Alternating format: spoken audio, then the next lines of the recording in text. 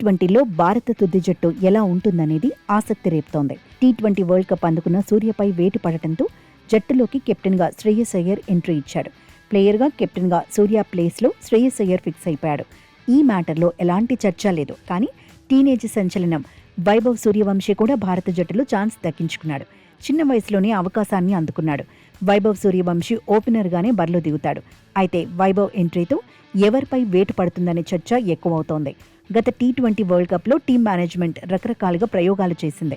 World కప్కు ముందు కూడా combinations మార్చింది. చివరకు కీలక దశలో ఓపెనర్లుగా అభిషేక్ శర్మ, సంజు శాంసన్ను దింపింది. ఇషాన్ కిషన్ను 3వ స్థానంలో ఆడించింది. కానీ ఇప్పుడు ఐర్లాండ్, ఇంగ్లాండ్తో ఫస్ట్ చాయిస్ 11 ఎలా ఉంటుంది? వైభవ్ వచ్చాక మార్పులు ఎలా ఉండబోతున్నాయనే ఉత్కంఠ అభిమానుల్లో కనిపిస్తోంది. అయితే టీనేజ్ సంచలనాన్ని బెంచ్ మీదే కూర్చోబెడితే విమర్శలు పెరిగే ప్రమాదం ఉంటుంది.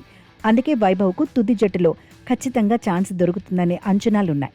అయితే వైభవ్ ఓపెనర్గా బరిలో దిగితే మరో ఓపెనర్గా అభిషేక్ శర్మను ఆడించే అవకాశాలున్నాయి. అప్పుడు సంజు శాంసన్ను 3వ స్థానంలో బరిలో దింపే ఛాన్స్ కనిపిస్తోంది. టాప్ ఆర్డర్లో శాంసన్ ఎక్కడైనా సూట్ అవుతాడనే అంచనాలున్నాయి. వికెట్ కీపర్గాను సంజుని బాధ్యతలు చూసుకుంటాడనే చర్చ ఉంది. కానీ ఇషాన్ కిషన్ బెంచ్కు పరిమితం కావచ్చనే వాదన వినిపిస్తోంది. 4వ స్థానంలో శ్రేయస్ అయ్యర్ బరిలో దిగుతాడు. అయ్యర్ బ్యాటింగ్ పొజిషన్కు సంబంధించి ఎలాంటి చర్చ లేదు. Top order, middle order, lower order అనే తేడా లేకుండా ఎక్కడైనా ఆడే సత్తా తిలక్ వర్మకు ఉంది. అయితే తిలక్ను 5వ స్థానంలోనే ఆడించే అవకాశాలున్నాయి.